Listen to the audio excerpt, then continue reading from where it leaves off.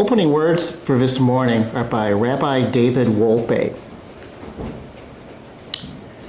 For the new year, may we believe deeply without despising difference, hope extravagantly without being crushed by failure, take our shortcomings seriously without being discouraged by them, do good for others without calculation, and may we love.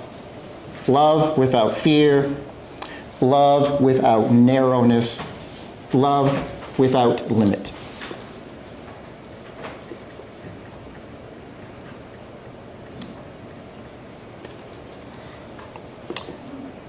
For our moment of centering silence, let us pause in this moment. Breathe in, breathe out. Allow what is new to arrive.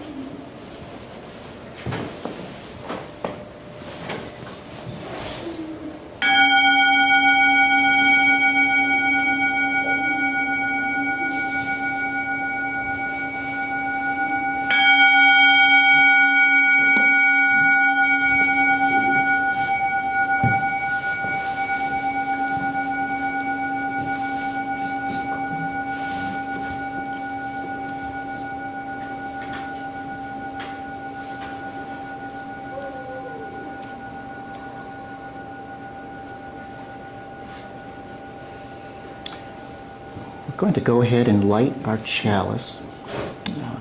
Nancy, would you light our chalice for us today? I know you were in the middle of a sip of coffee. I'm sorry about that.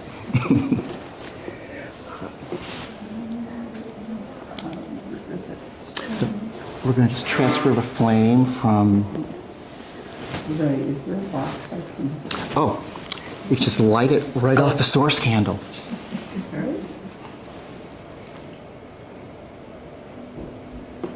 But not that. Right, we're going to hold off on that one. Yeah. Thank you, Nancy.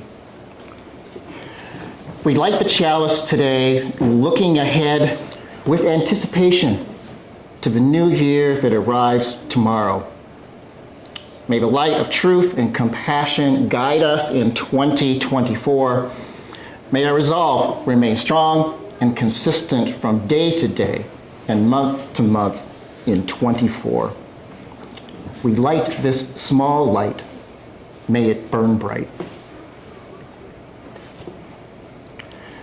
We're going to sing one more Christmas song from our hymnal before we close out the year. This is number 240. I heard the bells of Christmas Day.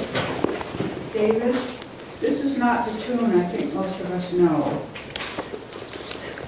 Yeah. Are you going to use this tune or try to muddle through the other one? It would be interesting to try this, as in the hymn book, Okay. but I do recognize the challenge. This is a different tune. We could take a vote. All right, I'll play it through. Okay, play, yeah, and there's 5 actual verses to this. Okay.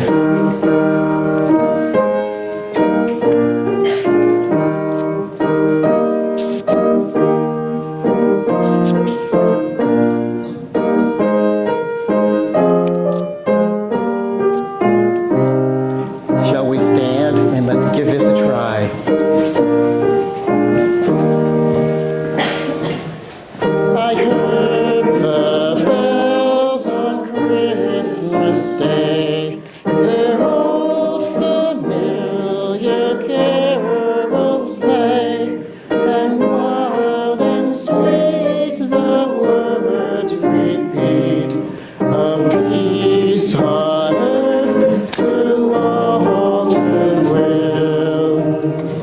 I thought how as the day had come, the belfries of all carols dumb, and rolled along the broken song of peace on earth to all goodwill. And in despair I bowed my head. There is no peace on earth, I said, for hate is strong and mocks the song of peace on earth to all goodwill.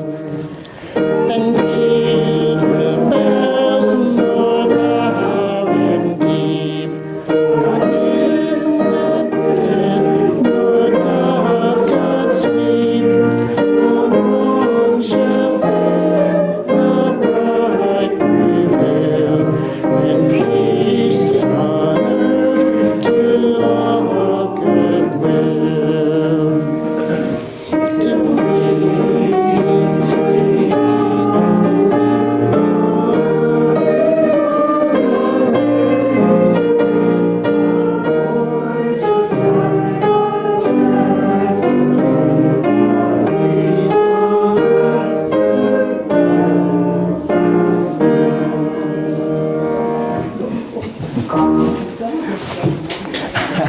Thank you all. Dale, that was a great adjustment on verse 5.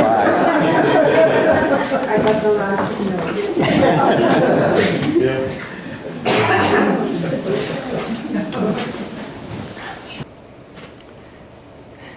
A tradition that we usually include in our New Year's service is a service closest to New Year's Day, which will be today's service. It's a reading of the names of those who have passed during the last year and the lighting of a remembrance candle, which is on the altar this morning. So this is not an exhaustive list, but I went through and selected a few names, leaders of our culture and communities, public service, and also people that we know in our own lives. So I'm going to read this list, give their age, and it's starting back in January and working the way through the year. David Crosby, age 81, singer for Crosby, Stills and Nash.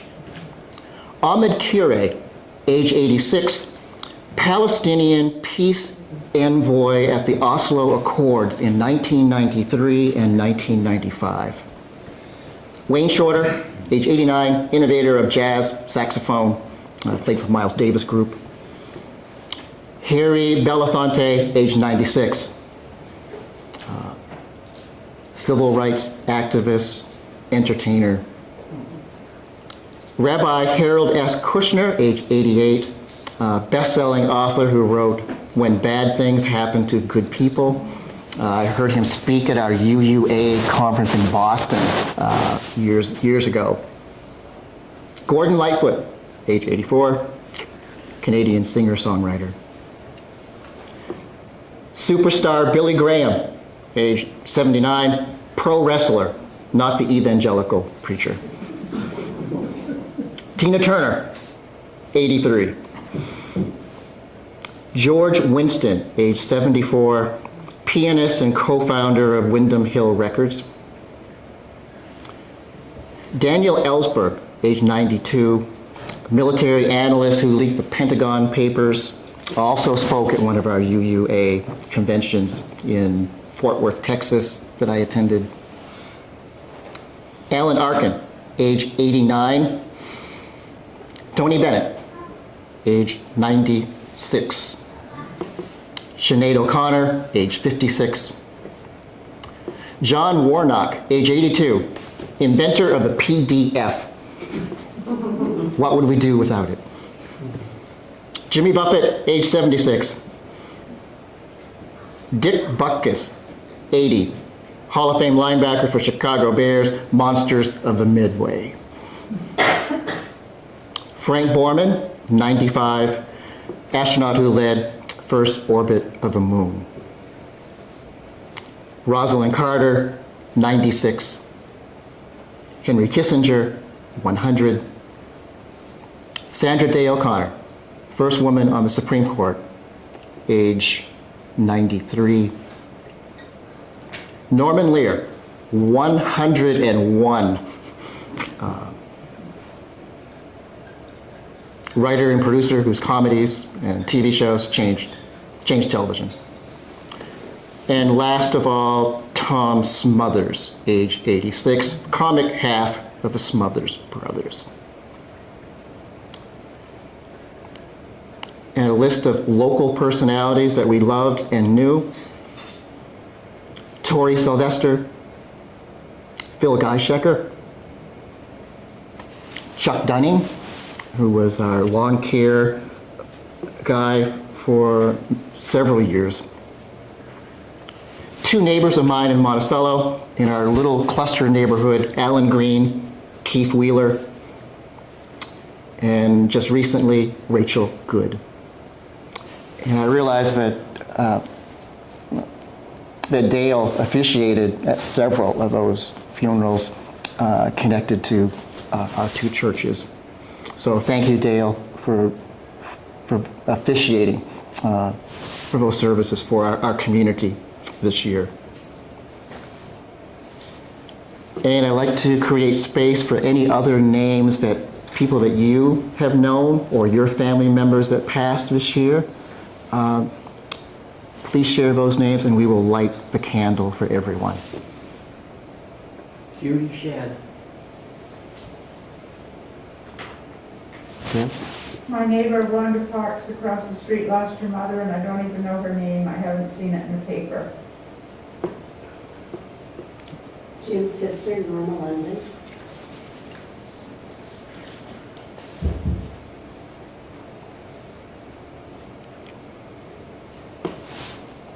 Okay.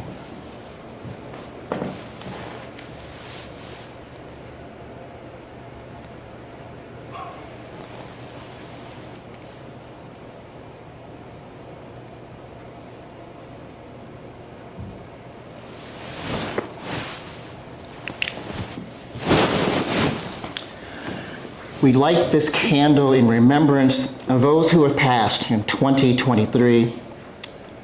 May their lives continue to inspire and inform our days. May their contributions endure, and may we too live in a manner worthy of our best instincts: selfless love, compassion, courage, and creativity. May they find peace as their work is finished, and may we find peace here in these days of our living. Amen.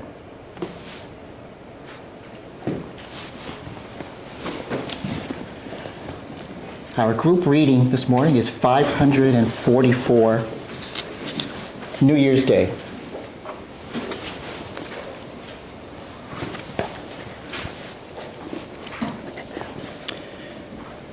The 1st of January is another day dawning, the sun rising as the sun always rises, the earth moving in its rhythms. We live without our calendars to name a certain day as the day of new beginning, separating the old from the new. So it is. Everything is the same, bound into its history as we ourselves are bound. Yet also we stand at the threshold, the new year of something truly new, still unformed, leading a stone tower in our hands. What shall we do with this great gift of time this year? Let us begin by remembering that whatever justice, whatever peace and wholeness might bloom in our world this year. We are the hearts and minds the hands and feet, the embodiment of all the best visions of our people. The new year and the new ground for the seeds of our race. Let us take the step forward together onto new ground. Plant everything well, faithfully, and in joy.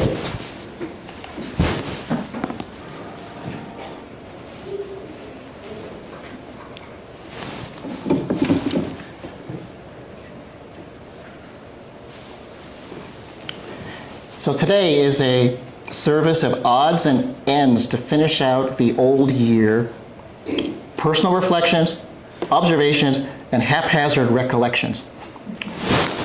So how this works is, in between each odds and end, there will be a short pause and the ringing of a bell before we go on to the next one.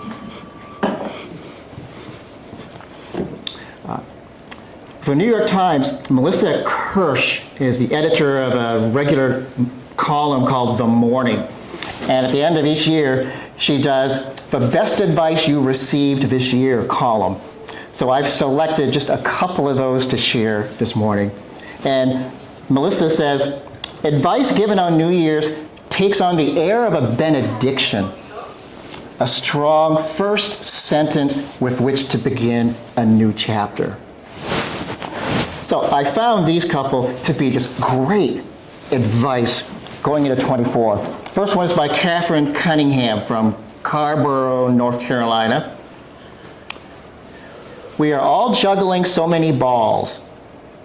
Differentiate between glass balls and rubber balls. And don't be afraid to drop the rubber balls. From Jen McNeil Dannenberg from Newton, Connecticut. Wear a watch. This way, I pick up my phone half as often. How many times do you pick up yours to check the time and get sidetracked by 30 minutes of random doom scrolling? And lastly, by Christine Clemens out of Lowville, New York. She advises, be a fountain, not a drain.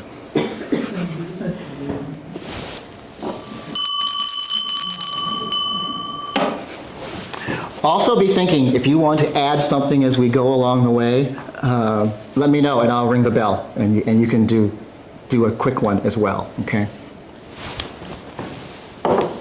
So one of my favorite books is We Took to the Woods, it's a classic, written by Louise Dickinson Rich, published in 1942. They were located in the Chain of Ponds region along the Maine-New Hampshire border, northwest of Rangeley and Stratton in the 1930s. And in the book, they end up with this great old-style map of the region so you can tell where you are in her story. It's actually I looked it up, quadrant 28 in the Delorme's Maine Gazetteer. They were often asked questions about their simple, rustic lifestyle and the challenges of living in a remote area far from modern conveniences. Again, this is 1930. So here's a short excerpt from a chapter titled, Don't You Get Awfully Out of Touch? And you'll notice her reference to modern technology is already quite dated. Just replace her examples with the internet, electronic portable devices, and streaming media. I don't see how people living in cities instead of off in the woods as we are can really know so very much more about world affairs than we do. They know only what they read or hear, and that's exactly what we know.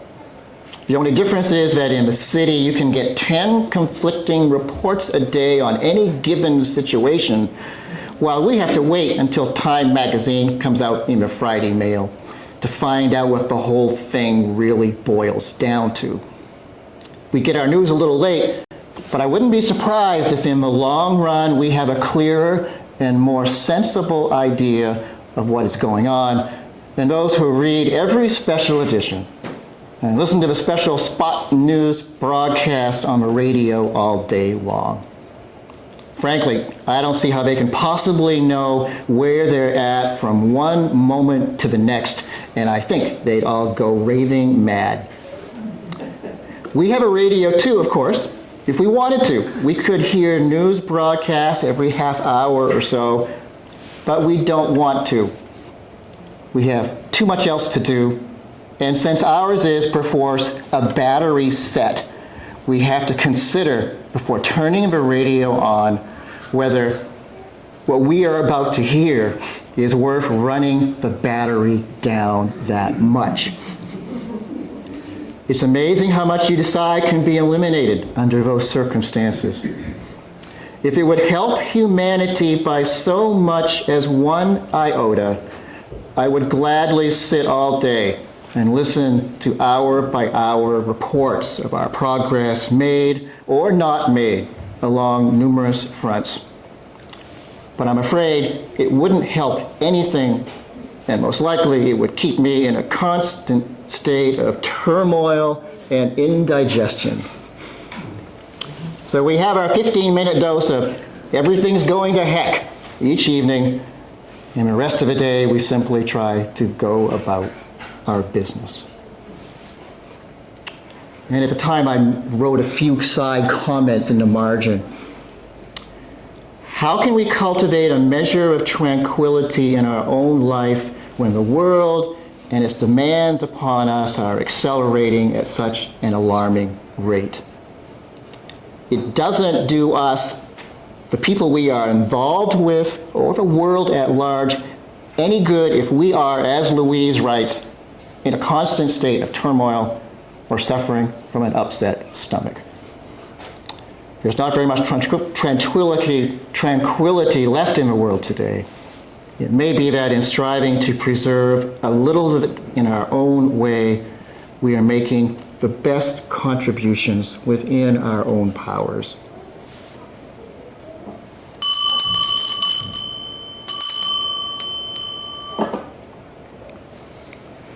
Today's date, 12/31/23. 123, 123.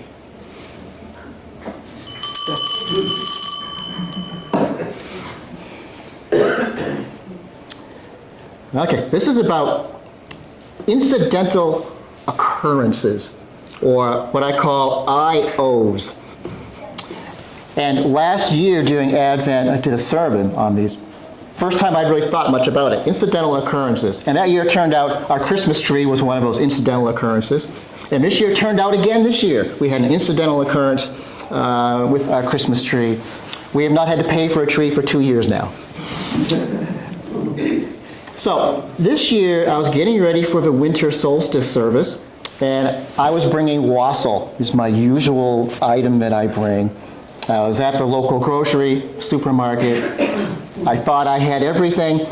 I was heading back halfway across town when I realized I had forgotten the oranges, which to me is a key part of having something floating in the wassail bowl. So I was downtown getting a last-minute Christmas present for someone, and I walked out of a little store on the sidewalk, and I was walking down the sidewalk. Well, that's what I said. I'm not going to worry about the oranges. I'm not going to drive back and get them. It will all work out between that middle of the afternoon and solstice that evening at 7 o'clock. Then I go shopping, get my item. I come out. I'm heading back towards my vehicle, and someone behind me yells, "Hey, Dave, where are you going?" And I look, and it's Ira. Unloading groceries from his car on the sidewalk as I just walked by him. And Randy was there as well, and they had several bags right in front of their apartment downtown. Just outside the shop, I had just been inside shopping. So I had a few minutes. Actually, Ira offered me a pot of coffee upstairs in the apartment. So I made some time and helped lug some groceries upstairs to the apartment. We were chatting a bit, waiting for the coffee to perk. And Randy was unloading the groceries, and then I noticed she had a large bag of mandarin oranges. I mentioned my dilemma of the story, And before I knew it, I was walking out of the apartment with 2 beautiful mandarin oranges on my way to a winter solstice service that night.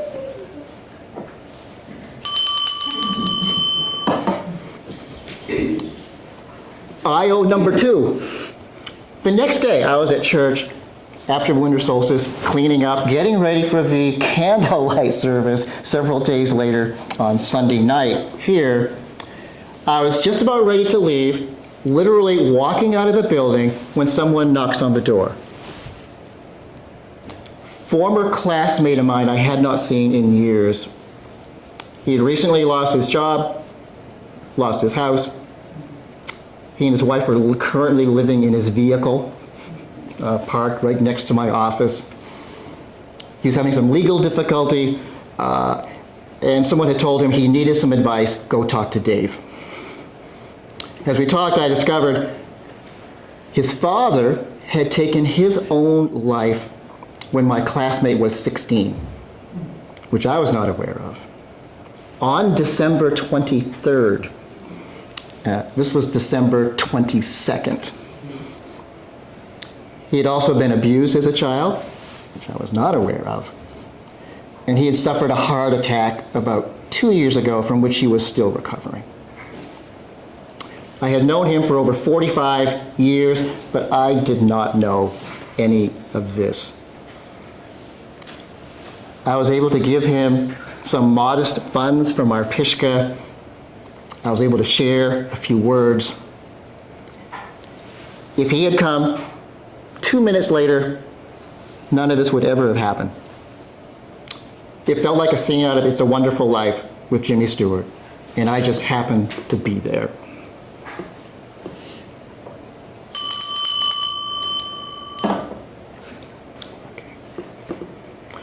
A song lyric I heard on the radio last week. We are celestial material made physical.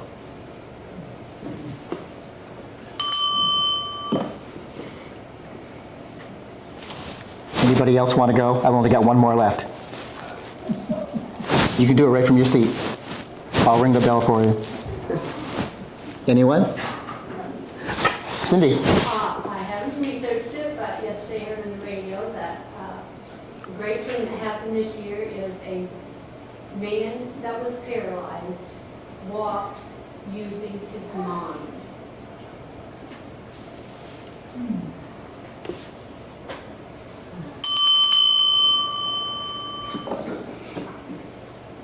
We can do a couple more.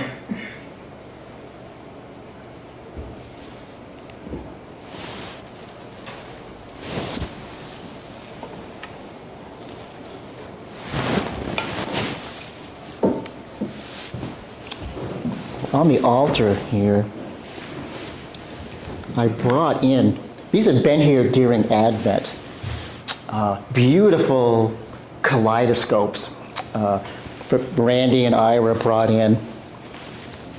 And this is a smaller version. And I encourage you to check these out on the altar, just to hold them in your hand. I'm not sure how old these might be, but they're just beautifully crafted. 30 years. So we were at the brunch in December at Ira and Randy's house, and it was on her table. And I picked it up, and I could tell it was a kaleidoscope. And I pick it up, and I start going like this. And it was working. It was beautiful. The colors and the kaleidoscope, fractal motion. And then Randy comes over, says, Dave, it works a lot better if you go like this.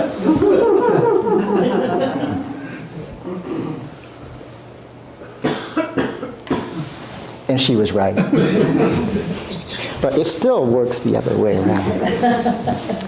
Doing both at the same time. Yeah. So something new for me in 2023 that started during Advent was rocks started to appear in my life. Crystals and stones. And they were 2 large tourmaline boulders from Black Mountain, Western Maine, that I was responsible for throughout this year. And that started it. But then I picked up the latest crystal that I purchased is a celestite. It's a blue crystal, and doing work with the first rocks, the tourmalines, were a real centering, foundational, grounding stone, which I was working with. And as the year went on, I talked to my crystal advisor, he's booked for our Eclipse 24 event here. You will see Jim. We'll call him Jim. You're going to see him more this year. He's become my crystal guru advisor. And he said, Dave, you need one of these, which works on the top part of the movement from the base chakra to the crown and the third eye. And practicing with this, never experienced this before in my life, it's like a kaleidoscope effect of closing the eyes, and it's like looking through a kaleidoscope of color, movement, fractal design, which has never happened to me in my life. And other experiences with these rocks, crystals, tourmaline. And part of our Qigong class, Jeff has been part of that. And just an amazing work to do in a group practice and solo. And in 2024, I shared this with my colleagues at a ministers' meeting, which we don't usually talk about such things in our personal spiritual path, but I had to share my experience with some of these. And that's why, again, I'm doing it a bit in this New Year's service today. But in 2024, I see more time spent with this contemplative practices of connecting to earth, ground, energy, spirit, and community. It's very much a group practice. And I know many of you here are also have experiences with that. And I'm looking forward to doing that with Eclipse 24 being this year is a very timely, again, another I.O. type occurrence that we as a group will be experiencing this year, and I'm hoping to share some of my experiences as well.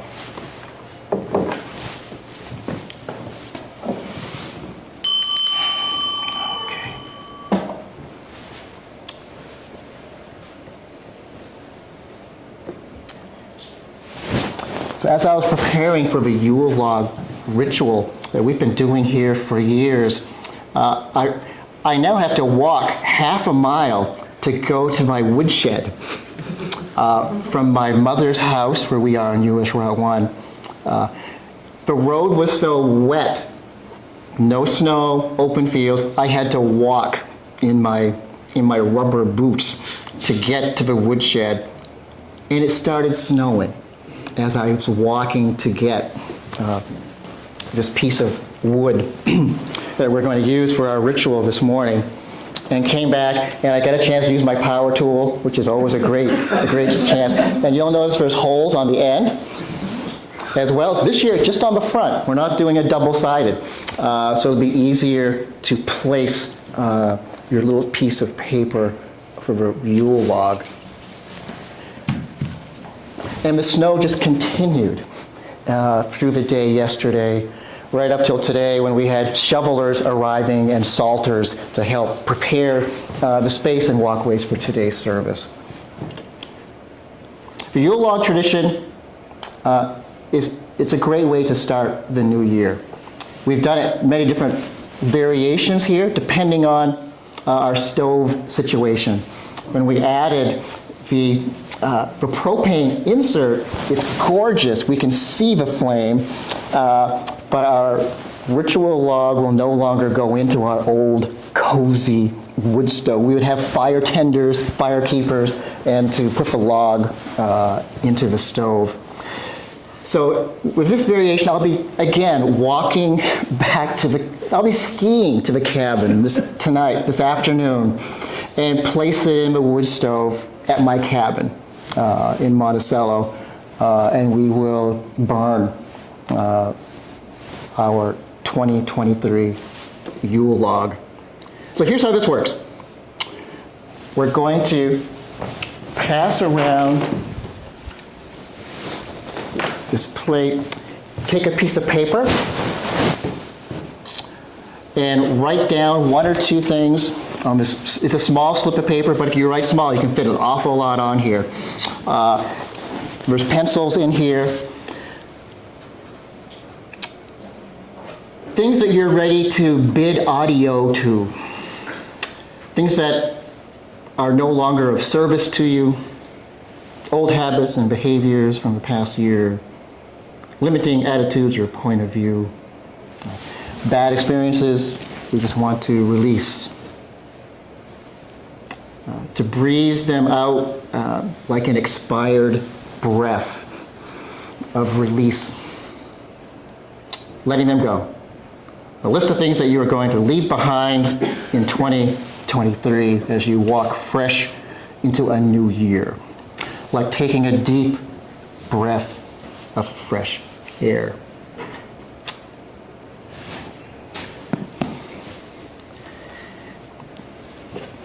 Thank you, Ira. Thank you, Mary Alice. Teamwork. We're going to do the Yule Log blessing. We're going to review the traditional response, the group response.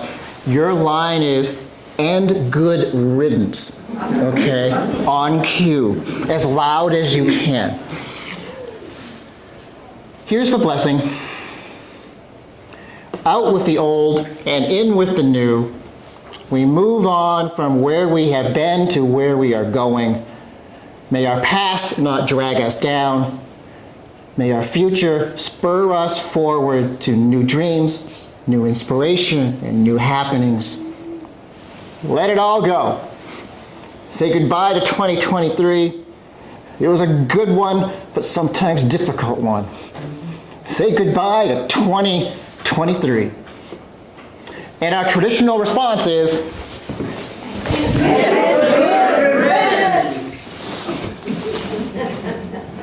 I will ski this to the cabin this afternoon and toss it into the raging wood stove.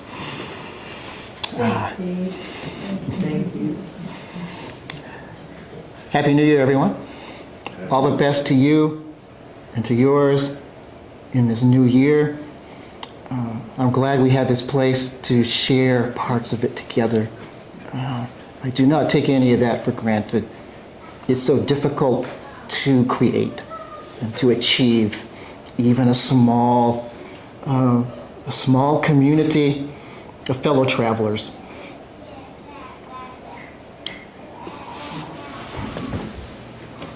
I'm going to extinguish the chalice, and I wrote a prayer years ago, actually. I just came across it in a file as I was working on today's service. But it seemed like it applied to a day such as today. I pray with words that are only words, but let the words say this: grace. Not in our own power, but in a larger power. May grace take us from here to the next place we must go, not knowing, but going nonetheless into the unknown. Living grace. Amen.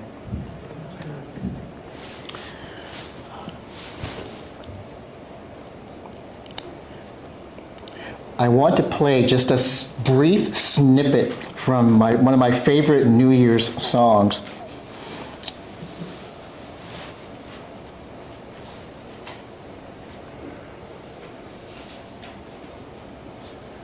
And then we'll go to announcements.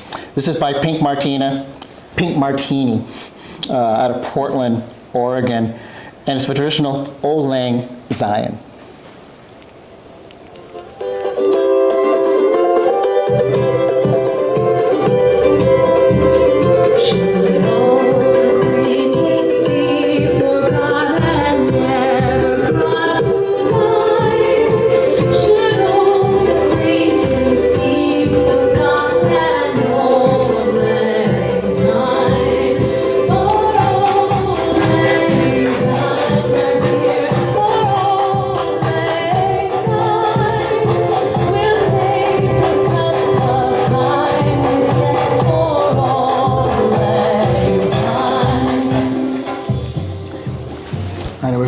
parties planned for tonight. I know of several. Let us celebrate. Celebrate together. Hey everybody, thanks for staying till the end of the episode. Remember to like, share, subscribe. Follow us on Facebook at Board Barista Productions. And if you want to support us, Patreon link at the bottom.